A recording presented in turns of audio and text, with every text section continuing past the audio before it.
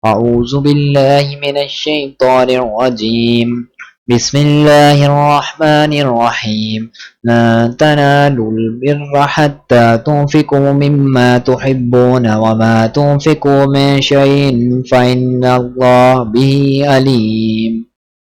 كل الطعام كان حلا لبني إسرائيل إلا ما حرم إسرائيل على نفسه من قبل أن تنزل التوراة. قل فأتوا بالتوراة فاتلوها إن كنتم صادقين. ومن افترى على الله الكذب من بعد ذلك فأولئك هم الظالمون. قل صدق الله فاتبعوا ملة إبراهيم حنيفا وما كان من المشركين. إن أول بيت وضيا للناس للذي ببكة مباركا وهدى للعالمين. فيه آية بينات مقام إبراهيم ومن دخله كان آمنا ولله على الناس حج البيت من استطاع إليه سبيلا ومن كفر فإن الله غني عن العالمين. قل يا أهل الكتاب لم تكفرون بآيات الله والله شهيد على ما تعملون. قل يا أهل الكتاب لم تصدون عن سبيل الله من آمن تبغونها عوجا وأنتم شهداء وما الله بغافل عما تعملون. يا أيها الذين آمنوا إن تطيعوا فريقا من الذين أوتوا الكتاب يردوكم بعد إيمانكم كافرين. وكيف تكفرون وأنتم تتلى عليكم آيات الله وفيكم رسوله ومن يعتصم بالله فقد هدي إلى صراط مستقيم. يا أيها الذين آمنوا اتقوا الله حق تقاته ولا تموتن إلا وأنتم مسلمون. واعتصموا بحبل الله جميعا ولا تفرقوا واذكروا نعمة الله عليكم إذ كنتم أعداء فألف بين قلوبكم فأصحبتم بنعمته إخوانا وكنتم على شفا حفرة من النار فأنقذكم منها. كذلك يبين الله لكم آياته لعلكم تهتدون. ولتكن منكم أمة يدعون إلى الخير ويأمرون بالمعروف وينهون عن المنكر وأولئك هم المفلحون. ولا تكونوا كالذين تفرقوا واختلفوا من بعد ما جاءهم البينات وأولئك لهم عذاب عظيم. يوم تبيض وجوه وتسود وجوه فأما الذين اسودت وجوههم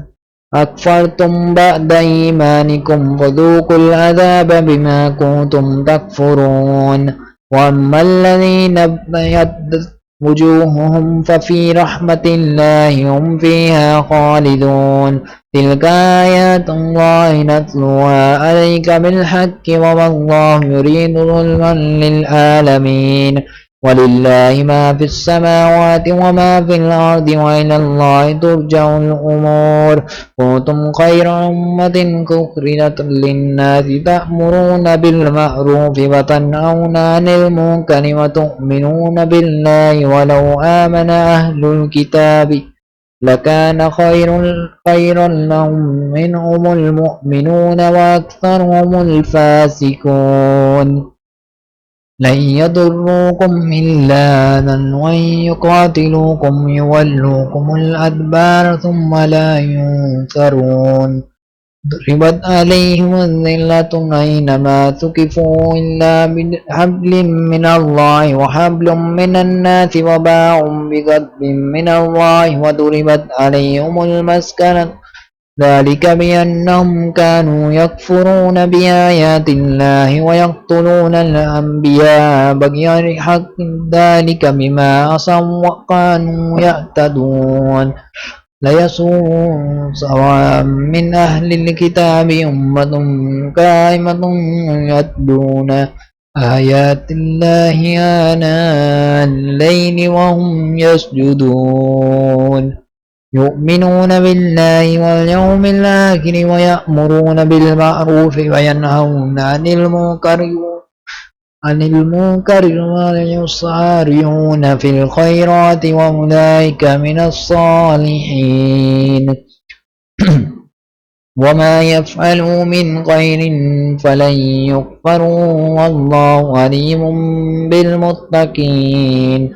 إن الذين كفروا لا تغني عنهم أموالهم ولا أولادهم من الله شيئا وأولئك أصحاب النار هم فيها خالدون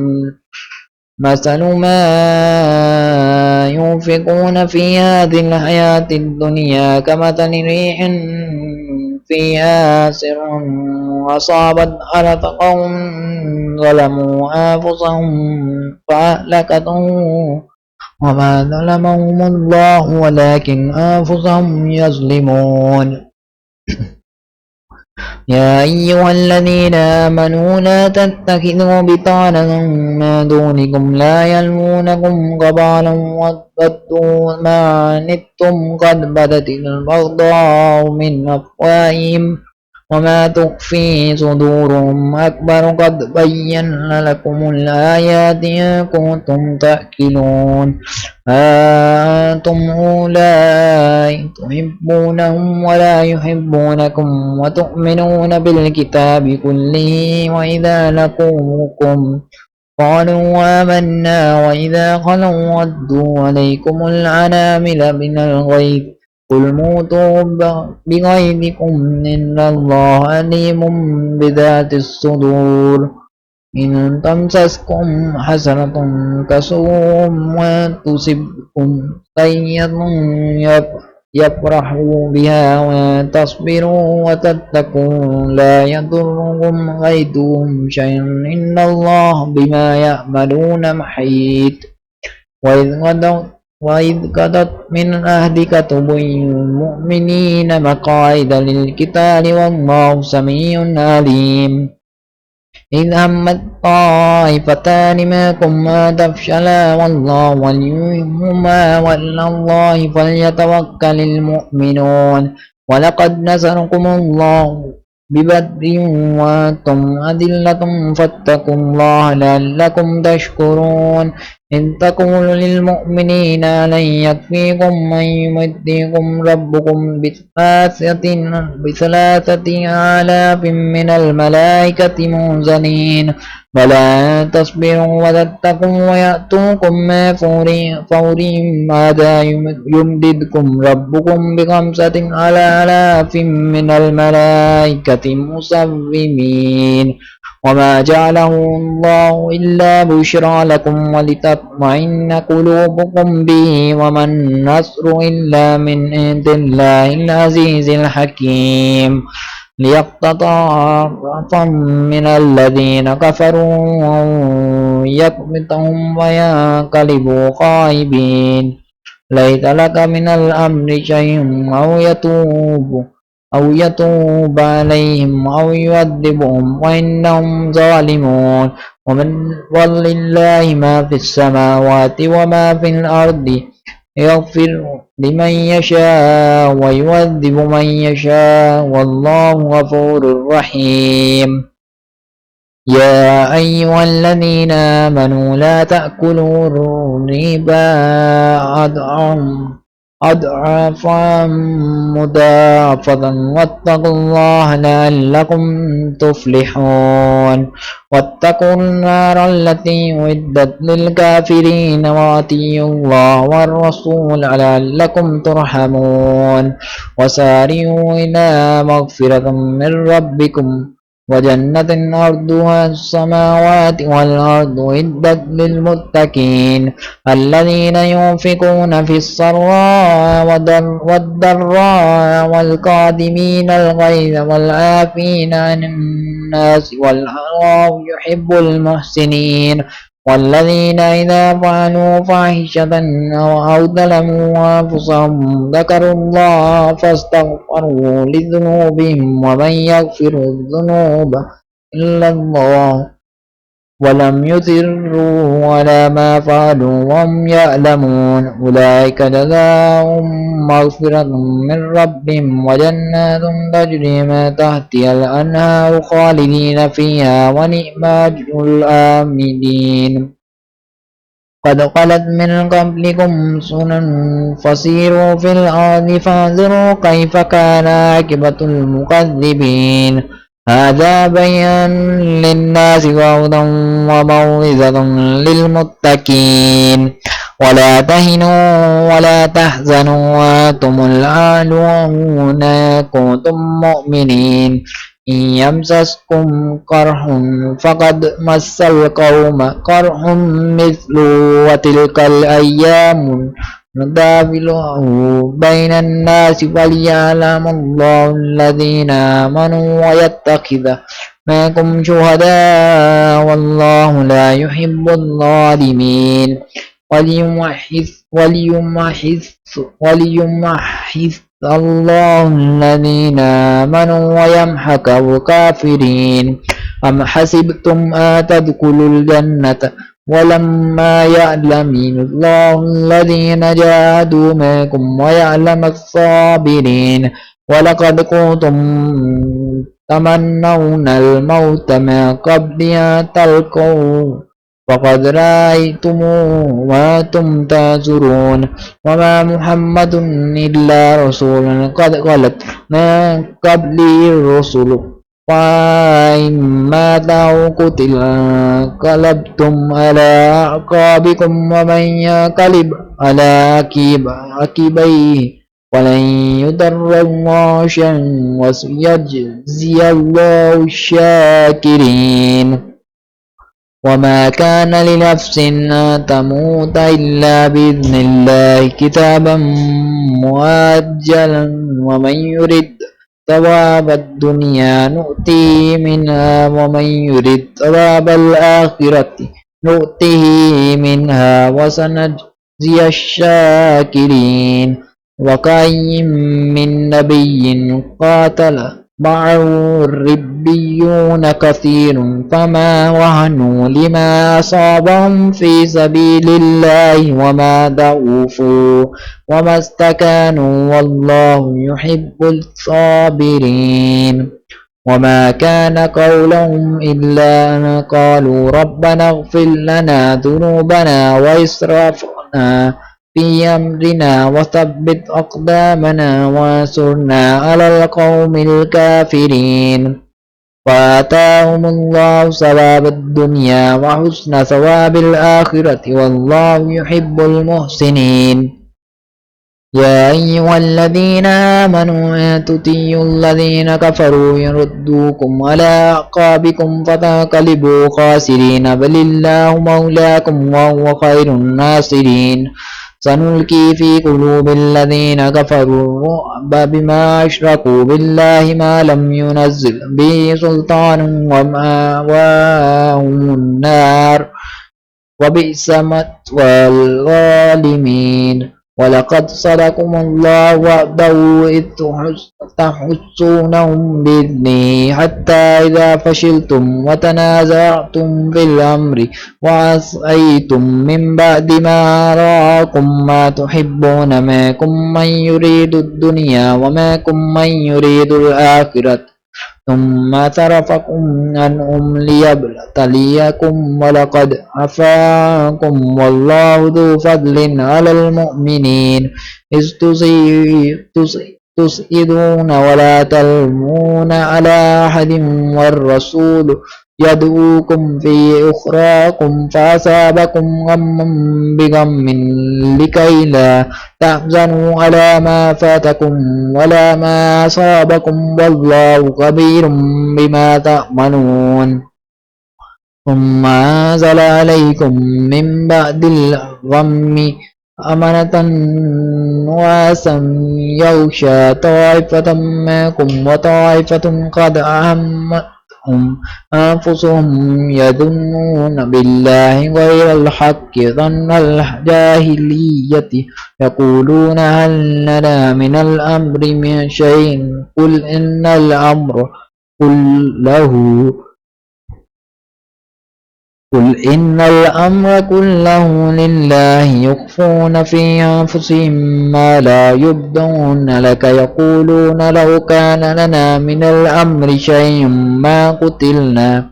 هاهنا قل لو كنتم في بيوتكم لبرز الذين كتب عليهم القتل إلى مضاجعهم وليبتلي الله ما في صدوركم وليمحص ما في قلوبكم والله عليم بذات الصدور إن الذين تولوا منكم يوم التقى الجمعان إنما استزلهم الشيطان ببعد ما كسبوا ولقد عفا الله عنهم إن الله غفور حليم يا أيها الذين آمنوا لا تكونوا كالذين كفروا وقالوا لإخوانهم إذا ضربوا في الأرض أو كانوا غزا لو كانوا عندنا ما ماتوا وما قتلوا ليجعل الله ذلك حسرة في قلوبهم والله يحيي ويميت والله بما تعملون بصير ولئن قتلتم في سبيل الله أو متم لمغفرة من الله ورحمة خير مما يجمعون ولئن متم أو قتلتم لا إلى الله تحشرون فبما رحمة من الله لنت لهم ولو كنت فظا غليظ القلب لانفضوا من حولك فاعف عنهم واستغفر لهم وشاورهم في الأمر فإذا عزمت فتوكل على الله إن الله يحب المتوكلين إن ينصركم الله فلا غالب لكم وإن يخذلكم فمن ذا الذي ينصركم من بعده وعلى الله فليتوكل المؤمنون وما كان لبني أن يغل ومن يغلل يأت بما غل يوم القيامة ثم توفى كل نفس ما كسبت وهم لا يظلمون أفمن اتبع رضوان الله كمن باء بسخط من الله ومأواه جهنم وبئس المصير هم درجات عند الله والله بصير بما يعملون لقد من الله على المؤمنين إذ بعث فيهم رسولا من أنفسهم يتلو عليهم آياته ويزكيهم ويعلمهم الكتاب والحكمة وكانوا من قبل لفي ضلال مبين أولما أصابتكم مصيبة قد أصبتم مثليها قلتم أن هذا قل هو من عند أنفسكم إن الله على كل شيء قدير وما أصابكم يوم التقى الجمعان فبإذن الله وليعلم المؤمنين وليعلم الذين نافقوا وقيل لهم تعالوا قاتلوا في سبيل الله أو ادفعوا قالوا لو نعلم قتالا لاتبعناكم هم للكفر يومئذ أقرب منهم للإيمان للإيمان يقولون بأفواههم ما ليس في قلوبهم والله أعلم بما يكتمون الذين قالوا لإخوانهم وقعدوا لو أطاعونا ما قتلوا قل فادرءوا عن أنفسكم الموت كنتم صادقين ولا تحسبن الذين قتلوا في سبيل الله أمواتا بل أحياء عند ربهم يرزقون فرحين بما آتاهم الله من فضله ويستبشرون بالذين لم يلحقوا بهم من خلفهم لا خوف عليهم ولا هم يحزنون يستبشرون بنعمة من الله وفضل وأن الله لا يضيع أجر المؤمنين الذين استجابوا لله والرسول من بعد ما أصابهم الكرب الذين أحسنوا منهم واتقوا أجر عظيم الذين قال لهم الناس إن الناس قد جمعوا لكم فاخشوهم وزادهم إيمانا وقالوا حسبنا الله ونعم الوكيل فانقلبوا بنعمة من الله وفضل لم يمسسهم سوء واتبعوا رضوان الله والله ذو فضل عظيم إنما ذلكم الشيطان يخوف أولياء ولا تخافهم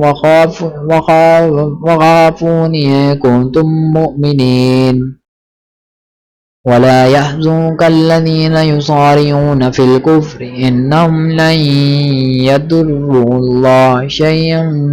يريد الله ألا يجعل لهم قطعا في الآخرة ولهم عذاب عظيم إن الذين اشتروا الكفر بالإيمان لن يضروا الله شيئا ولهم عذاب أليم ولا يحسبن الذين كفروا أنما نملي لهم خير لأنفسهم إنما نملي لهم ليزدادوا إثما ولهم عذاب مهين ما كان الله ليذر المؤمنين على ما أنتم عليه حتى يميز الخبيث من الطيب وما كان الله ليطلعكم على الغيب ولكن الله يجتبي من رسله من يشاء وآمنوا بالله ورسله وتؤمنوا وتتقوا فلكم أجر عظيم ولا يحسبن الذين يبخلون بما آتاهم الله من فضله وخير لهم بل هو شر لهم سيطوقون ما بخلوا به يوم القيامة ولله ميراث السماوات والأرض والله بما تعملون خبير لقد سمع الله قول الذين قالوا إن الله فقير ونحن أغنياء سنكتب ما قالوا وقتلهم الأنبياء بغير حق ونقول ذوقوا عذاب الحريق ذلك بما قدمت أيديكم وأن الله ليس بظلام للعبيد الذين قالوا إن الله عهد إلينا ألا نؤمن للرسول حتى يأتينا بقربان تأكله النار قل قد جاءكم رسل من قبلي بالبينات وبالذي قلتم فلم قتلتموهم ما كنتم صادقين فكذبوك فقد كذب رسل من قبلك جاءوا بالبينات والزبر والكتاب المنير كل نفس ذائقة الموت وإنما توفون أجوركم يوم القيامة وما زحزح عن النار وأدخل الجنة فقد فاز وما الحياة الدنيا إلا متاع الغرور لتبلون في أموالكم وأنفسكم ولتسمعن من الذين أوتوا الكتاب من قبلكم ومن الذين أشركوا أذى كثيرا وتصبروا وتتقوا فإن ذلك من عزم الأمور وإذ أخذ الله ميثاق الذين أوتوا الكتاب لتبيننه للناس ولا تكتمونه فنبذوه وراء ظهورهم واشتروا به ثمنا قليلا فبئس ما يشترون لا تحسبن الذين يفرحون بما آتاهم ويحبون أن يحمدوا بما لم يفعلوا فلا تحسبنهم بمفازات من العذاب ولهم عذاب أليم ولله ملك السماوات والأرض والله على كل شيء قدير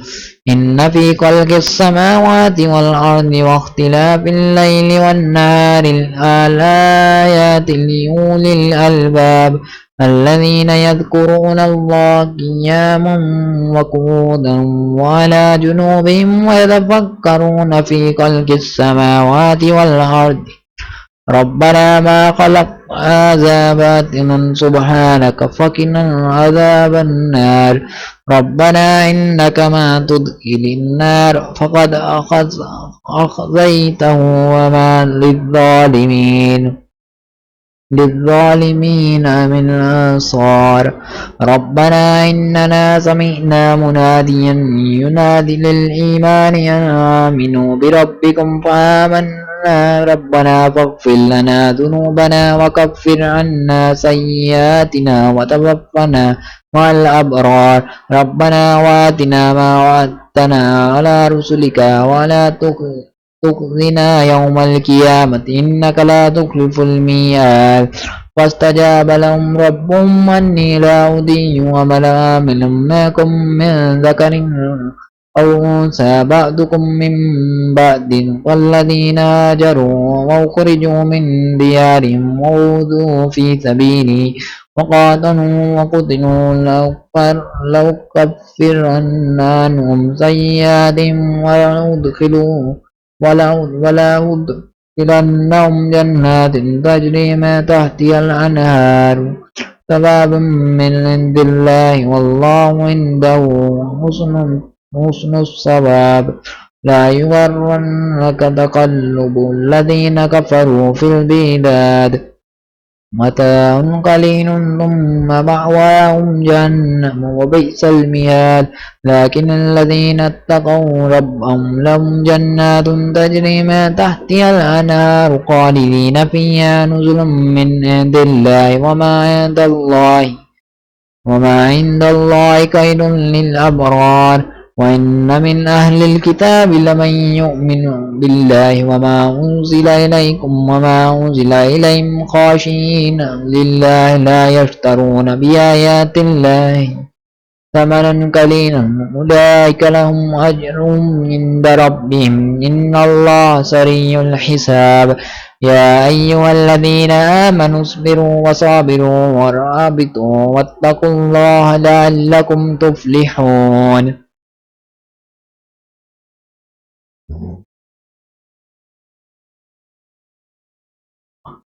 بسم الله الرحمن الرحيم يا أيها الناس اتقوا ربكم الذي خلقكم من نفس واحدة وخلق منها زوجها وبث منهما رجالا كثيرا ونساء واتقوا الله الذي تساءلون به والأرحام إن الله كان عليكم رقيبا وآتوا اليتامى أموالهم ولا تتبدلوا الخبيث بالطيب ولا تأكلوا أموالهم إلا إلى أموالكم إنه كان حوبا كبيرا ما خفتم ألا تقسطوا في اليتامى فانكحوا ما تاب لكم من النساء مثنى وثلاث ورباع فخفتم ألا تعدلوا فواحدة أو ما ملكت أيمانكم ذلك أدنى ألا تعولوا وآتوا النساء صدقاتهن نحلة ما تبن لكم عن شيء منه نفسا فكلوه هنيئا مريئا ولا تؤتوا السفهاء أموالكم التي جعل الله لكم قياما وارزقوهم فيها واكسوهم وقولوا لهم قولا معروفا وابتلوا اليتامى حتى إذا بلغوا النكاح فإن آنستم منهم رشدا فادفعوا إليهم أموالهم ولا تأكلوها إسرافا وبدارا أن يكبروا وما كان غنيا فليستعفف وما كان فقيرا فليأكل بالمعروف فإذا دفعتم إليهم أموالهم فأشهدوا عليهم وكفى بالله حسيبا للرجال نصيب مما ترك الوالدان والأقربون وللنساء نصيب مما ترك الوالدان والأقربون مما قل منه أو أكثر نصيبا مفروضا وإذا حضر القسمة أولو القربى واليتامى والمساكين فارزقوهم منه وقولوا لهم قولا معروفا وليخشى الذين لو تركوا من خلفهم ذرية ضعافا فاعفوا عليهم فليتقوا الله وليقولوا قولا سديدا إن الذين يأكلون أموال اليتامى ظلما إنما يأكلون في بطونهم نارا وسيصلون سعيرا يوصيكم الله في أولادكم للذكر مثل حظ الأنثيين ويكن نساء فوق اثنتين فلهن ثلثا ما ترك وكانت واحدة فلها النصف ولأبويه لكل واحد منهما السدس مما ترك إن كان له ولد فإن لم يكن له ولد وورثوا أبواه فلأمه الثلث فإن كان له إخوة فلأمه السدس من بعد وصية يوصي بها أو دين أبواؤكم وأبناؤكم لا تدرون أيهم أقرب لكم نفعا فريدة من الله إن الله كان عليما حكيما ولكم نصف ما ترك أزواجكم من لم يكن لهن ولد فإن كان لهن ولد فلكم الربع مما تركنا من بعد وصية يوصين بها أو دين ولهن الربع مما تركتم من لم يكن لكم ولد فإن كان لكم ولد فلهن الثمن مما تركتم من بعد وصية توصون بها أو دين وكان رجل يورث كلالة أو امرأة وله أخ أو أخت فلكل واحدة منهما السدس فإن كانوا أكثر من ذلك فهم شركاء في الثلث من بعد وصية يوصى بها أو دين غير مضار وصية من الله والله عليم حليم تلك حدود الله ومن يطع الله ورسوله يدخله جنات تجري من تحتها الأنهار خالدين فيها وذلك الفوز العظيم ومن يعص الله ورسوله ويتعد حدوده يدخله نارا خالدا فيها ولهم عذاب مهين واللاتي يأتين الفاحشة من نسائكم فاستشهدوا عليهن أربعة منكم فإن شهدوا فأمسكوهن بالبيوت حتى يتوفاهن الموت أو يجعل الله لهن سبيلا واللذان يأتيانها منكم فاعزوهما فتابا وأصلحا فأعرضوا عنها إن الله كان توابا رحيما إنما التوبة على الله للذين يعملون السوء بجهالة ثم يتوبون من قريب فأولئك يتوب الله عليهم وكان الله عليما حكيما وليست التوبة للذين يعلمون السيئات حتى إذا حضر أحدهم الموت قال إني تبت الآن ولا الذين يموتون وهم كفار أولئك أعتدنا لهم عذابا أليما يا أيها الذين آمنوا لا يحل لكم أن ترثوا النساء كرها ولا تعدلوهن لتذهبوا ببعض ما آتيتموهن إلا أن يأتين بفاحشة مبينة وعاشروهن بالمعروف فكرهتموهن فعسى أن تكرهوا شيئا ويجعل الله فيه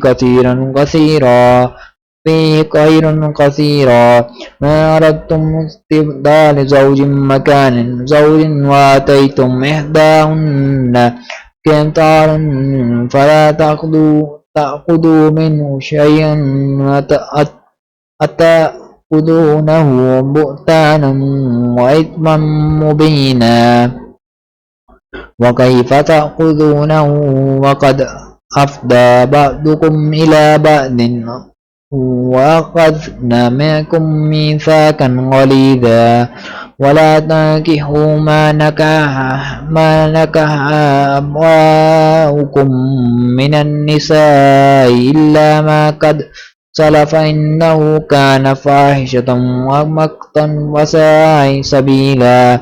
حرمت عليكم أمهاتكم وبناتكم وأخوانكم وعماتكم وخالاتكم وبنات الأخ وبنات الأخت وأمهاتكم التي أرضعنكم وأخواتكم من الرضاعة وأمهات نسائكم وربائبكم التي في حجوركم من نسائكم التي دخلتم بهن فإن لم تكونوا دخلتم بهن فلا جناح عليكم وحلائل أبنائكم الذين من أصلابكم ما تجمعوا بين الأختين إلا ما قد سلف إن الله كان غفورا رحيما صدق الله العظيم.